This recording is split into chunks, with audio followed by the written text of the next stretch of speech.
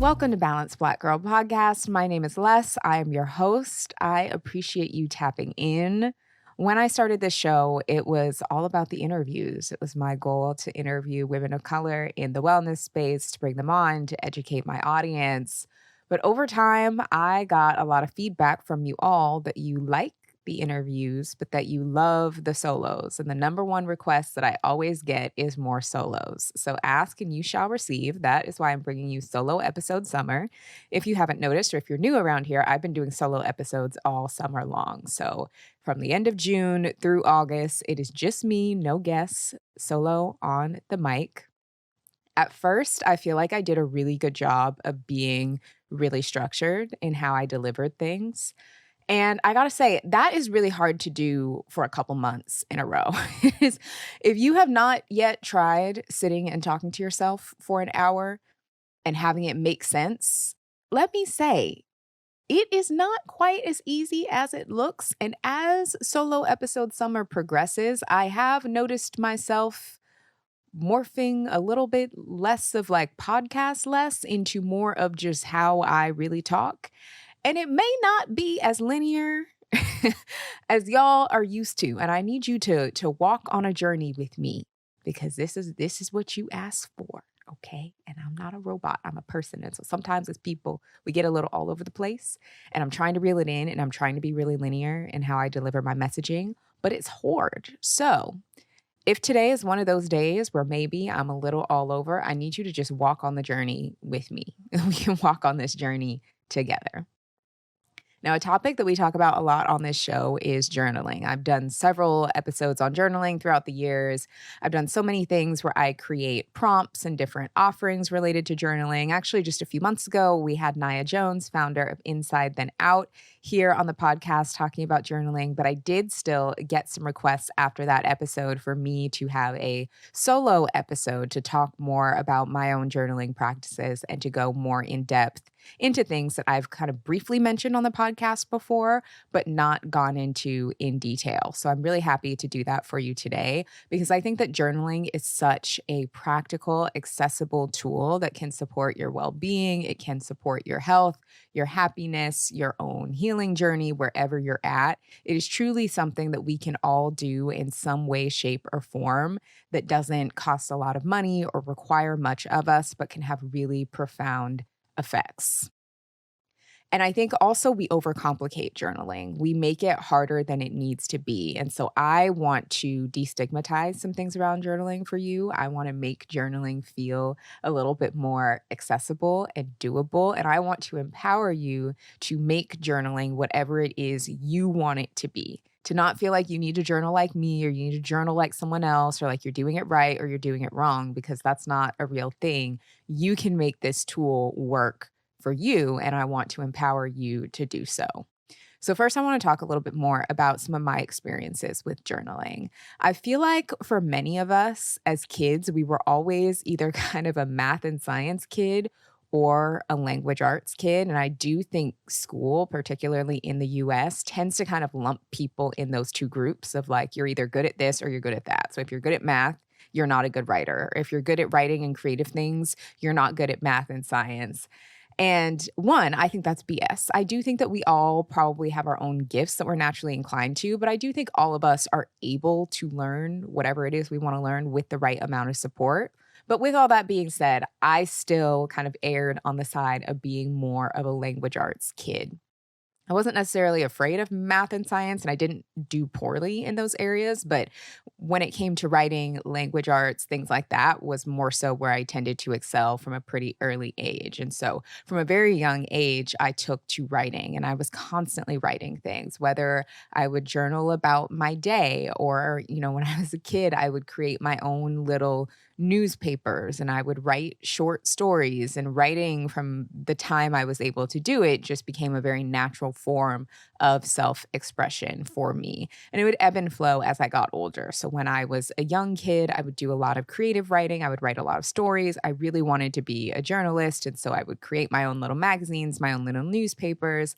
And then when I got a little bit older into more teenage years, that was when I got more into kind of journaling as we know it, writing about my feelings because, you know, when you're a teenager, a preteen into teenager, you just have like a lot of feelings. You don't know what to do with them. So I would just put them onto paper and I would do that through a lot of things like poetry and I would write little songs. And it was just a very natural way for me to express myself because I was not always good at verbalizing how I felt. It's actually something that I'm still working on in therapy.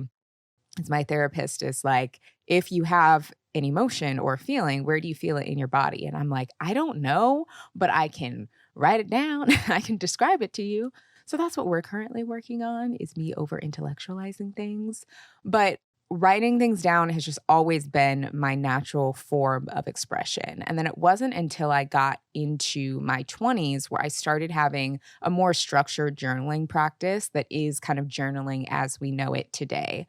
So the very first journal that I got that helped me be a little bit more intentional with my journaling was the 5-minute journal, which a lot of people have heard about. It's been around for a long time. It's a pretty straightforward journal where, you know, you write down 3 things you're grateful for, you know, what you're looking forward to that day. And then at the end of the day, you write down, you know, 3 things that went well or whatever. And that got me in the habit of just like getting up and getting my thoughts onto paper every single day. And then after a while, it got a little kind of monotonous or it got a little repetitive to just be doing the exact same thing over and over. And then from there, I became more comfortable just doing free writing and free journaling, which I would say I still do now and probably have done consistently for maybe the past 6 or 7 years, where I can just open up a blank page and I can just go and free write usually most mornings out of the week. And that's what my journaling practice currently looks like. And it's also ebbed and flowed a little bit. I've done things like the artist's way, where I write morning pages, which is, you know, 3 full pages stream of consciousness. I don't do that currently. 3 pages is a lot. Most mornings these days, I'll get about a page down, and that's, you know, good for me.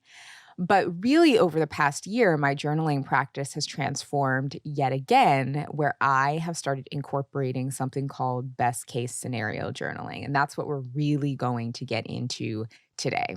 So, first, I want to paint a picture of where I was at a year ago, almost exactly a year ago. Summer of 2023 was full of a lot of highs and a lot of lows. In July of 2023, I was really going through it. I was experiencing, I think, just a travel hangover because I had traveled throughout Europe in the month of June. And coming back to the States after that, I think I just experienced a bit of like post wanderlust depression.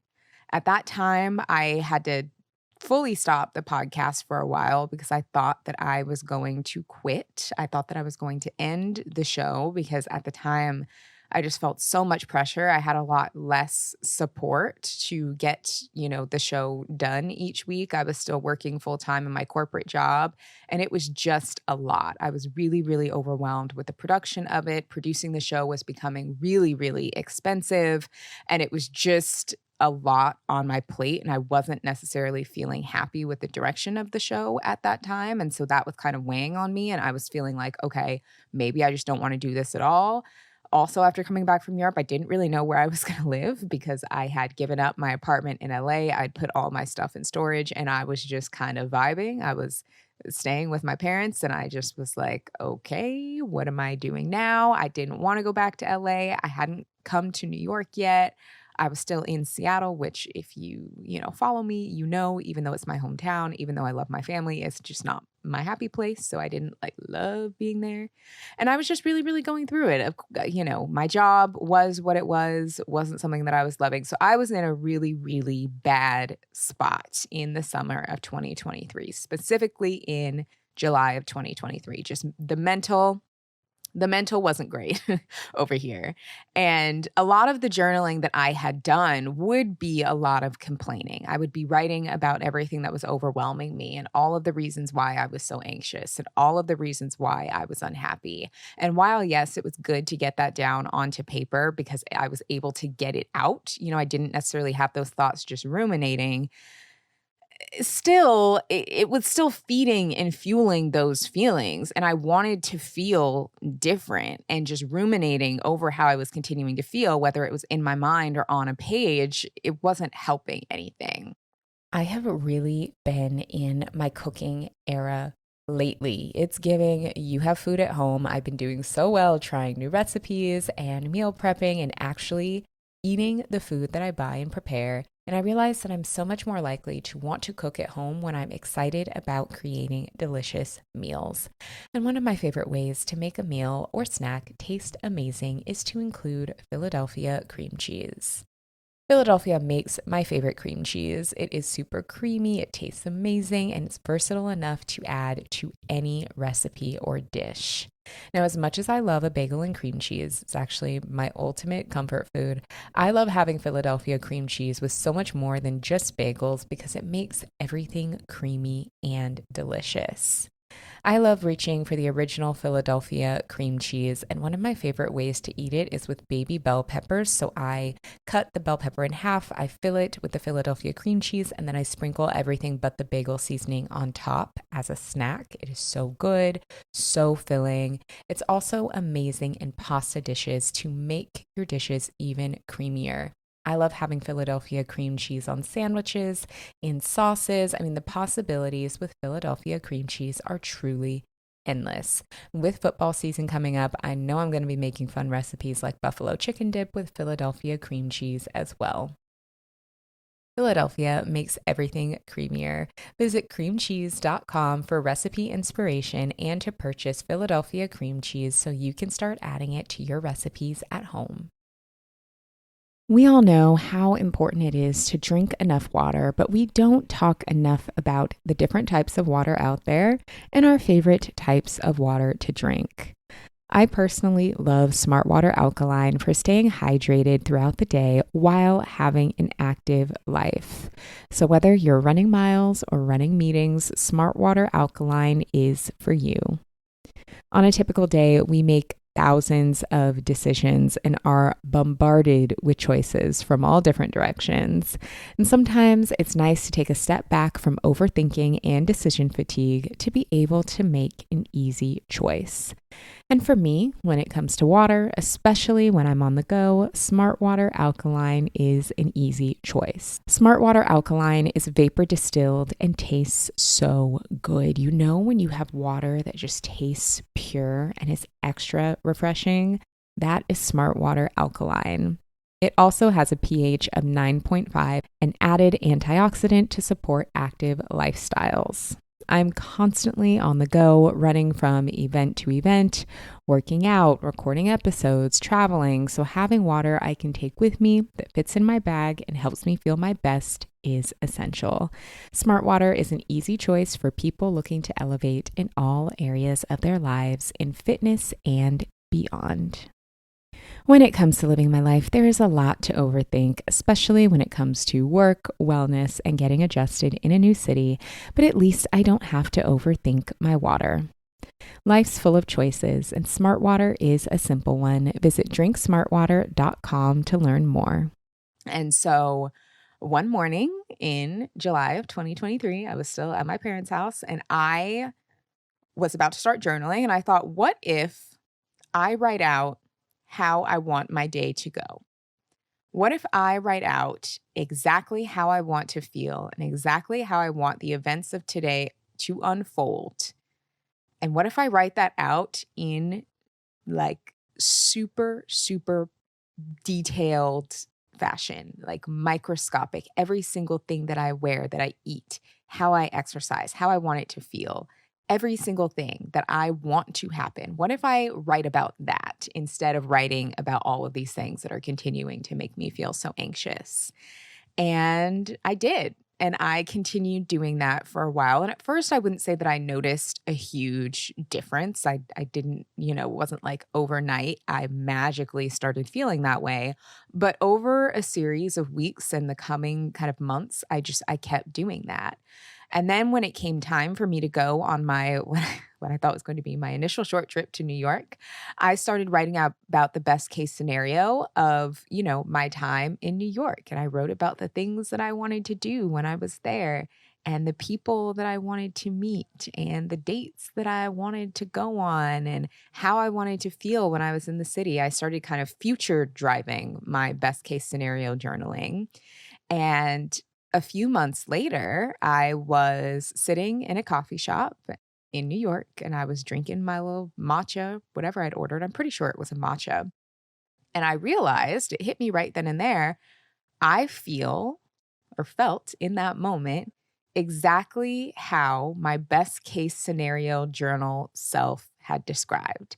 And it wasn't that everything that I journaled about came true. Like, I'm not, a psychic. There are still things that I was journaling about a year ago that still haven't necessarily come true. It's not that everything just magically happened, but it's that the practice of doing that, of writing about the good things and focusing on the good feelings I wanted to have, even if I didn't necessarily feel them in that moment, really helped rewire my brain to start thinking and feeling that way. And a few months later, I was like, whoa, I was journaling about the best case scenario. And really, the best case scenario was that I just like calmed down and like stopped freaking out.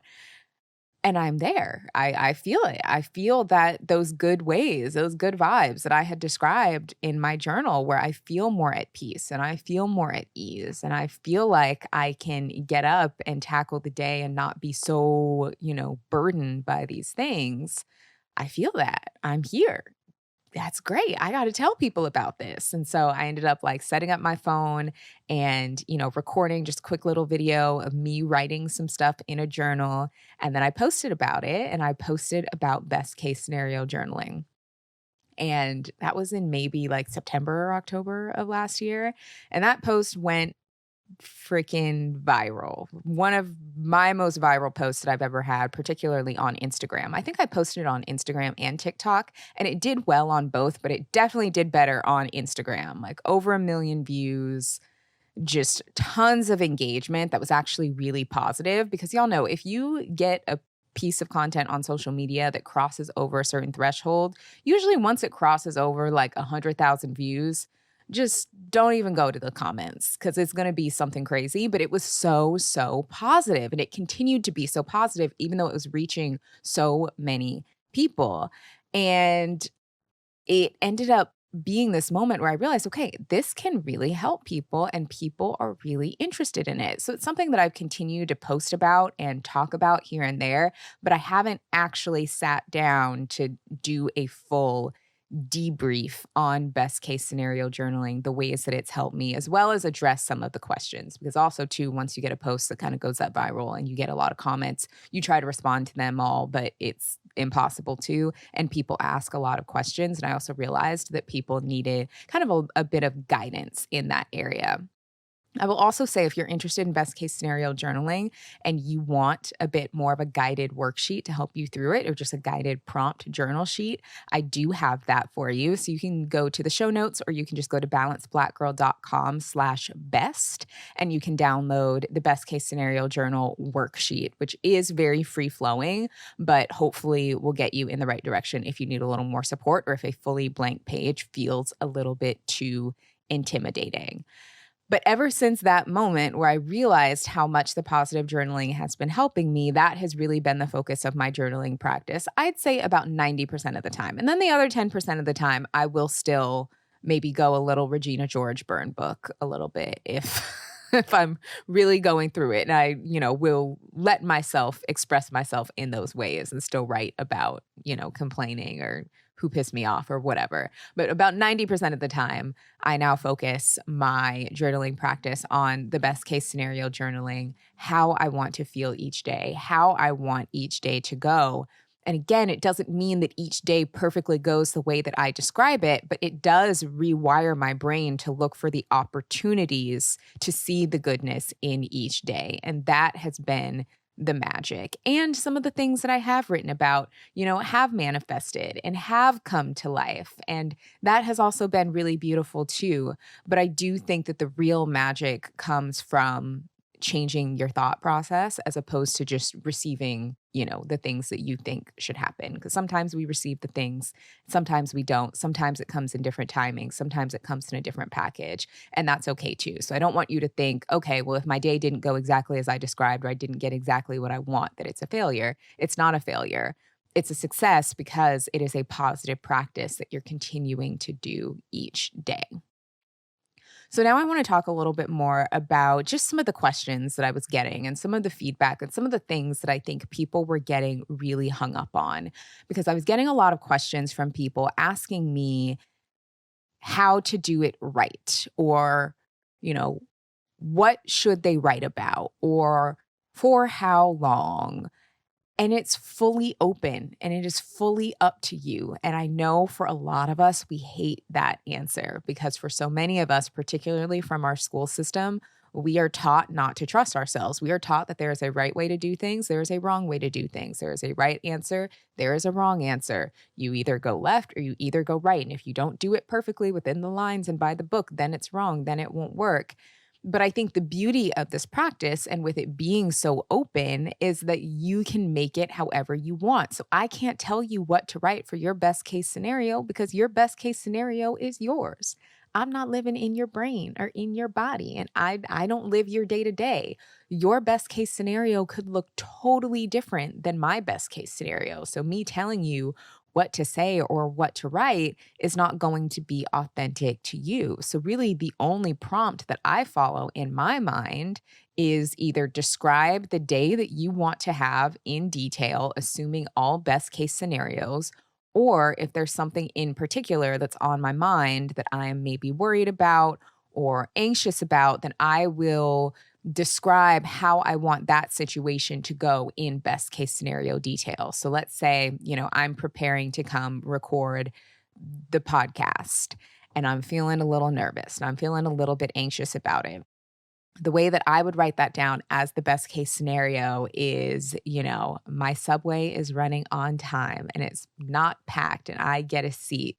I'm able to have a nice, calm ride on the way to the studio. I feel calm and I feel prepared. I arrive to the studio on time. I sit down to record and I deliver the message flawlessly, or I have a fantastic interview with my guest. We really connect. I'm able to bring the best out of them. They feel great about the interview. And when I release it to my audience, it is a major success. It helps millions of people. And, the episode is great or whatever. That would be me describing going to record a podcast in best case scenario, for an example. So what is it that you want out of the situation that you're facing or out of the day that you're facing? How do you want it to go? And get super specific about that. How do you want to feel? What do you want to wear? What kinds of people do you want to meet along the way? Do you want to hit every green light on your way to get to where you're going? Do you want your boss to tell you you can get off work early and have a little summer Friday? And then do you want to meet up with the friend and go whatever? You make it up. Like it's all about your life and what you want. And you can't look to other people to tell you how to get what you want because it's up to you. And so allowing yourself to kind of take the training wheels off and let your imagination take up the space on a page without having someone tell you how to do that is going to be integral to this practice because it's really about your brain rewiring to help you get to where you want to be. And so other people can't do that for you, even me, even, gurus, whoever. I don't know. I'm not a guru. I'm just a girl. But you really have to be in the driver's seat of that. So I was getting a lot of questions about how do I know if I'm doing it right? There is no such thing as doing it right. And there's also no such thing as doing it wrong. It's just words on a page. It's a journal. The journal is your tool to use as you see fit. Your journal is your safe place to express yourself. It is a way for you to get thoughts and feelings out of your body and onto a page so that they're no longer living in your body. And there's no right way to do that or no wrong way to do that. If you want to write it as a 5-paragraph essay, that works. If you want to write it as a bullet point list. That works. I think that there is so much benefit to physically writing things by hand. And if you are physically able to do that, and I know everybody has different things going on or conditions or abilities, if you are able to write things out by hand, I think that that is best because that is what really activates the different areas of your brain versus something like typing doesn't activate your brain as much. It does not commit these things to your subconscious and to memory in the same way, nor do like voice notes. Just don't do it the same. But if that's what you need to do, then that's what you need to do. If that resonates more with you, then do it that way. I recommend trying to write it by hand if you can, because that's what's going to be most effective. But you know yourself better than I do. And you really have to make this practice work for you. And you have to release the idea of, am I doing this right or am I doing this wrong? Because there's often no such thing as right or wrong. Like many of the decisions that we make in life, it's not even necessarily that there is a right one or that there's a wrong one. There's some decisions that may get us to where we want to go faster, or some practices that may get us to where we want to go faster. And then there's some things that may take us on a little detour. And then we got to find our way back, and that's okay. But when we feel so concerned about if we're doing something right or wrong, that's honestly a hindrance. You're better off just getting something, anything on a page, and then trying again the next day than worrying about whether or not it is right or wrong. Another thing is that I think it can be hard to figure out what it is that you want in some instances. And that is where it can help to maybe write a little bit of fiction. And this is also something that I like to do in my journal is if I'm feeling maybe a little bit disconnected from the message, I will write it as if it is a story. I'll write it as if it is a character in a book. I will, pretend like it's another character who maybe isn't me. Maybe she has a different name, but when I read it back or, imagine it, I will imagine that maybe I am like the actor playing the character so that I can still kind of insert myself in it a little bit. But that can free up your creativity a little bit to think of anything and to let that story and to let that concept really roam and be free and just be wild in your brain. The whole point is imagination. A lot of it is getting back to being free to imagine things like we did when we were a kid. You see a kid, they can come up with any little game, any little scenario. You give them a stick, and all of a sudden, with that stick, they've created a whole fantasy world with that is like their sword, and they're going to go save the day and do whatever. And the older we get, because of life and reality and bills and all of these things, it really hinders our ability to have that imagination. But when we learn how to tap into it, that is where the goodness really happens. Because if you only accept what you see in front of you or what your current day to day looks like, that's all that you're going to attract. You're only going to bring more of that in. And so if you want your life to be different, if you want your best case scenarios to come true, if you want a different reality, you're going to have to begin imagining a different reality. And that can be really, really hard if you are super stuck in only having things be as they are right in front of you. You have to kind of be willing to push it a little bit. That also reminds me of something that was said at an event that I spoke at recently. I was speaking at an event and we were talking a bit about comfort zones and pushing ourselves out of our comfort zones and how to be a more elevated version of ourselves. And while I was speaking at the event, I ended up saying, the elevated version of ourselves is not confined by the comfort zone of our current self. So if you want to be a higher version of yourself who is living out these best case scenarios, her threshold for her comfort zone is a lot higher. Her comfort zone is somewhere else. She's not confined by the current comfort zone that we have. So you have to learn how to step outside of that a little bit. And it can be really scary. And that is why a practice like journaling is so important, because it's a way for you to step outside of your comfort zone without sacrificing your safety. It can be scary to allow yourself to have big dreams and hopes of what you want out of life, whether that is love, whether that is a new space, whether that is job, whether that's money, whatever it is, bigger, better, everything. It can be really scary to want that and to feel disappointed when you don't have it. But journaling is the safest place to be able to express that because you kind of push through those feelings of what's scary or of potentially being let down to allow yourself to still dream and want and to scribe it into your subconscious so that you can begin looking for it. So journaling is actually a really great way to press that comfort zone a bit and to push back on some of those limiting beliefs of what we believe is possible for us. This summer heat is not letting up, which means we're sweating more when we exercise and move about our days. And when we sweat more, that means our hydration needs to be on point. But healthy hydration isn't limited to drinking more water. We need to make sure we're getting our electrolytes in. You lose water and sodium when you sweat, and both need to be replaced to prevent muscle cramps, headaches, low energy, all the things that we don't have time for. So adding electrolytes to your water is key. Element is my favorite way to replenish electrolytes. I love that it isn't packed with sugar like so many other drink mixes out there. Instead, it was formulated with optimal hydration in mind. Element has a science-backed ratio of sodium, potassium, and magnesium to help you replenish what you lose through sweat and move the needle towards your electrolyte goals. There are so many amazing flavors of Element, you're guaranteed to find one you love. My personal favorites are the grapefruit salt, which is a seasonal flavor you can only get during the summer, so make sure you stock up now. I also love the citrus salt and the watermelon salt, but you truly can't go wrong with any flavor. I add a packet to my big tumbler of water and sip throughout the day to stay hydrated and energized.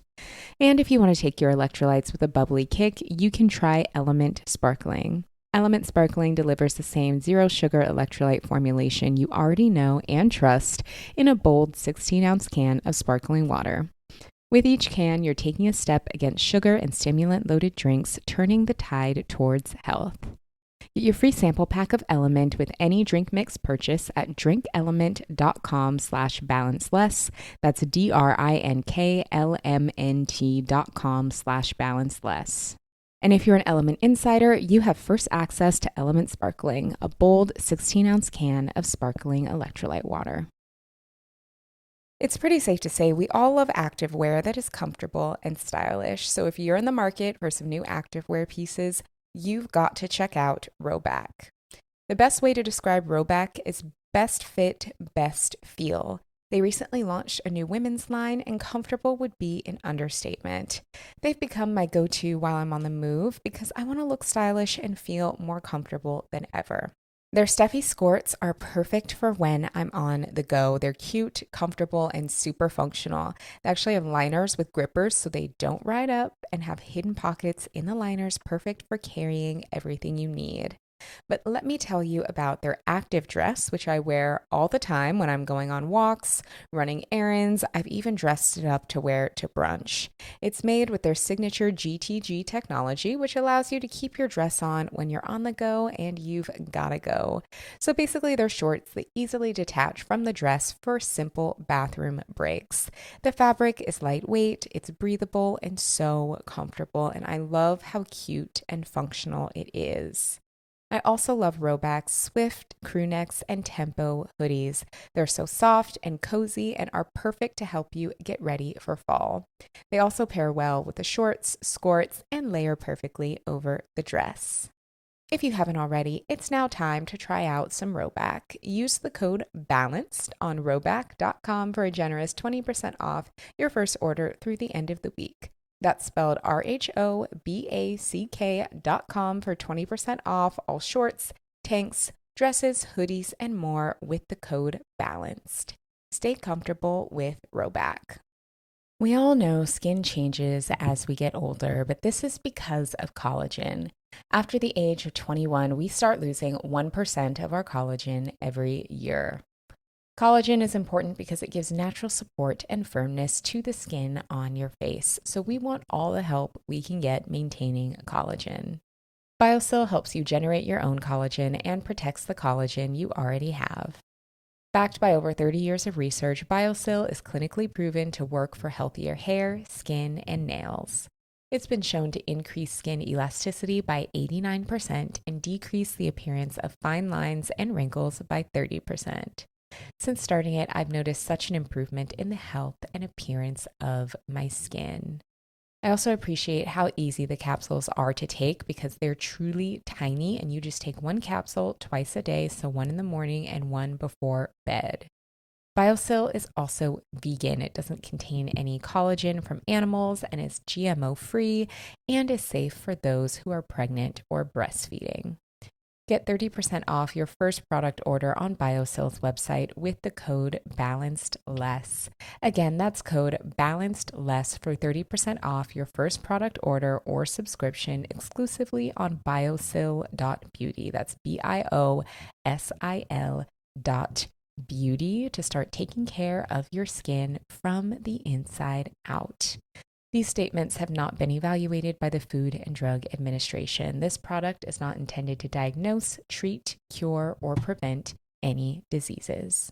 Because it's a really safe space to do so, right? It's not the same as like hopping up on stage and doing something, in front of a large audience. Sure, that might push you outside of your comfort zone, but if you're not ready to do that, that can be really scary versus pushing yourself outside of your comfort zone on the safety of a page can really help kind of push what you believe is possible without actually threatening your safety and while being really, really accessible from where you are. And so I think for all of us, being able to reimagine what we think is possible for ourselves is major in this process. And we've even seen this in the past few weeks. If we look at the election, right? When we saw President Biden step aside and we saw that Vice President Harris is now the new nominee, assuming, we started seeing some pushback of, well, she could never win. A Black woman would never win. This isn't, people aren't going to go for that. All of this, all of that.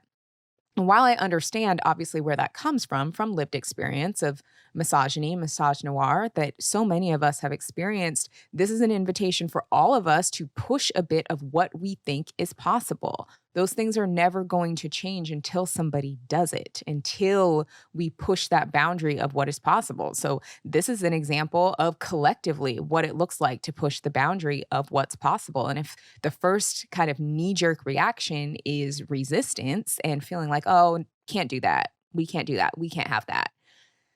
Then that's all it's going to be. That's never going to change until somebody finally does it. And so it's an invitation for all of us to reimagine what we believe is possible. And the easiest way for you to do that on an individual level is to just let yourself imagine what's possible on a page, in the safe space of a page.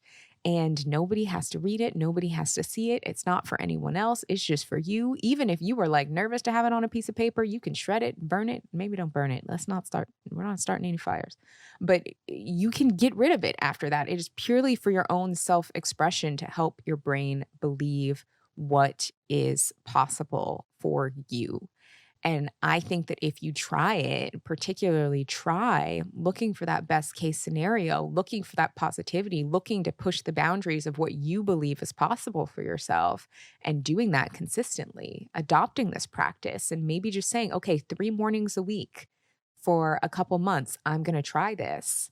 And look and see the difference that has been made in your life from you being able to expand a little bit more and to look for windows of possibility and to not let other people's BS or ignorance or their own limitations dictate your limitations. I think that you can see a beautiful, beautiful turnaround in the state of your life before the end of this year. We're barely halfway through the year, right? This episode's coming out early August 2024. There's still almost 5 months of opportunity for you to have the year that you want to have. But it really starts with being able to step outside of your comfort zone a little bit and to look for opportunity.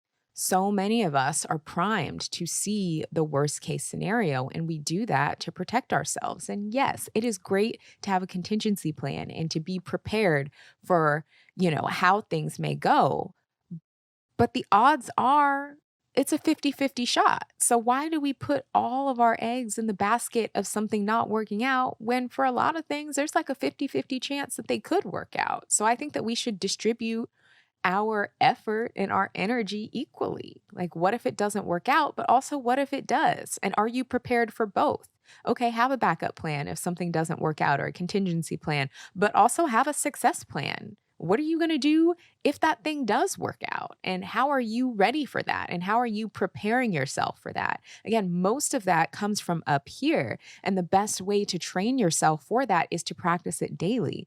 And at least for me, again, language arts girly, doing that in my journal has been so, so helpful. That is what has primed me for so much of what I have now that I wanted a year ago, that I wanted 5 years ago, 10 years ago.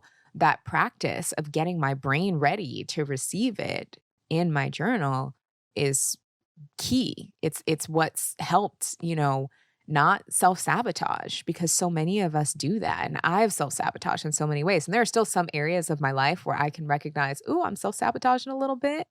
Okay, we're working on this. Or I'm also recognizing, okay, my behavior there, that was my teenage self who is wounded. She is calling the shots when it comes to this. How can I make my adult self now call the shots instead of my 19-year-old self? What did she know? She didn't have a frontal lobe. She needs to make no more decisions. She don't make good decisions. Myself now, I make better decisions and am smarter and wiser. So how can I make sure I'm running the show from a place of positivity? You know? Know what I'm saying? So it takes practice. We don't do that overnight. If we are so used to looking for the worst case scenario or being ready for the other shoe to drop, we don't magically become Polly Pocket overnight. We train ourselves by giving ourselves little bits and little windows of opportunity to accept something better. There's also this woman who I follow on TikTok. Her name is Lily. She is like a dating coach person. And a big kind of slogan on her platform, she also released a book recently talking about it, is thank you more, please. And so her thing for single women who have maybe had negative experiences with dating, like anytime you have kind of anything positive happen in your life, you say like, thank you more, please. Even if it's something small, even if it's like a cute little interaction with a cute stranger, just say like, thank you more, please, to attract more of that. And I really, really love that. And I've tried to adopt that in all areas, not just that. So if I have like a podcast episode that does really well or that resonates with a lot of you, I'm like, oh, thank you more, please. Or, have a really great collaboration with a brand or get like a really great speaking opportunity. I'm like, okay, thank you more, please. There's more where this came from. It doesn't mean like, oh no, too many things are going well. Now something's going to go bad. It means like, nope. Things are going good and they're going to keep going good. And I trust myself to be able to weather any storm, whether it's good or bad, because life is a blend of both. And we're preparing for both, not just the bad stuff. And there's so many different examples of that, whether it's a thank you more, please, looking for more, or whether it's, when we save our money, instead of saying it's an emergency fund, calling it like an opportunity fund or calling it a future fund so that we can be ready for anything in the future, but so that we're not necessarily calling in and focusing on the negative and emergencies and stuff like that. Yes, we want to be prepared, but how much energy do we want to give bad things that haven't happened yet and hopefully won't happen? How about we give energy to the good things that we want to call in and have happen? And so those little rewires that we can do each day through our journaling, through a little thank you more please exercise, through reframing how we talk to ourselves and to one another, are major opportunities to create something better and to create a lot more best case scenarios. So again, if you want some help with best case scenario journaling, or maybe you are like an iPad kid and you like to have a little PDF on your iPad, or you want to print something out because a blank page is not your jam, you can go to balancedblackgirl.com/best. You can download the best case scenario journaling worksheet there that I've created for you if you need a little more support. It'll also be in the show notes if you're listening to the audio version of this podcast, or if you're watching on YouTube, it'll be down in the description so you can download it there if you want a little bit of extra support. So that is what I have for you today. I really hope that took some of the guesswork and the intimidation out of journaling. If you try best case scenario journaling, if you try the worksheet, if you try any of the practices that I shared with you today, please let me know how it goes. I want to hear from you. I want to hear about the amazing things that you're calling in.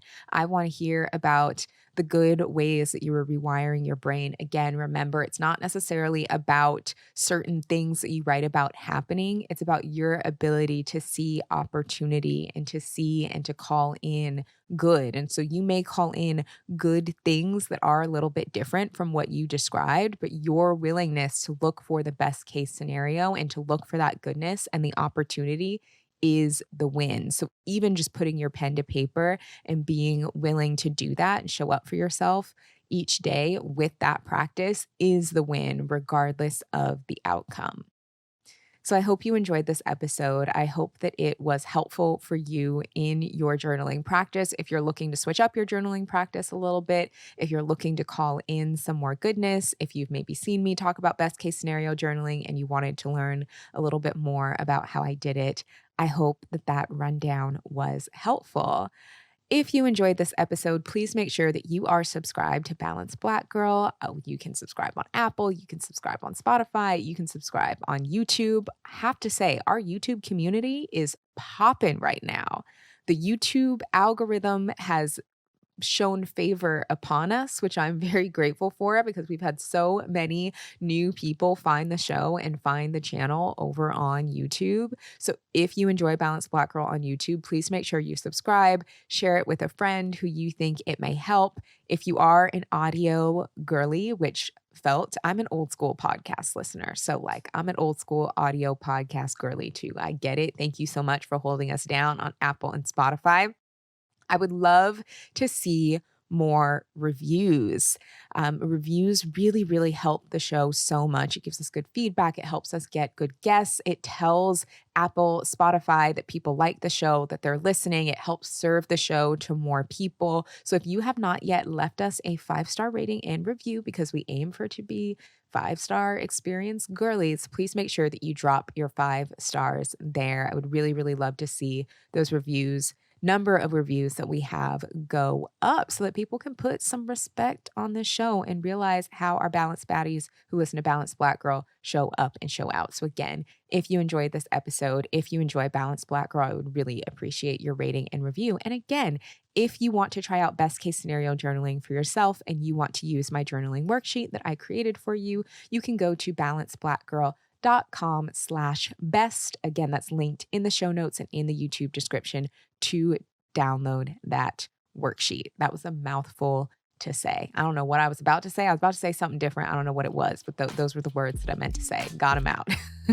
Thank you so much for tuning in today. Thank you so much for all of your support for solo episode summer. Y'all are really, really loving these solo episodes, and I really appreciate it. Again, thank you for tuning in. Thank you for being here, and I will see you next week.